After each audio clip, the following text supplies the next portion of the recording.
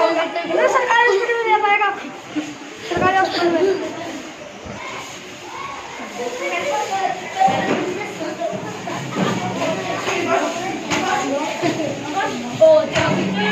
Doctor के पास, doctor के पास।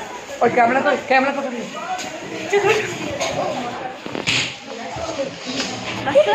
बस डॉक्टर के साथ इसके मम्मी पापा को बुलाएंगे। इसको शराब पीने की वजह से ये सब हुआ है, इसका ऑपरेशन करना पड़ेगा। ऑपरेशन छोड़ दे। अच्छा दूर जा।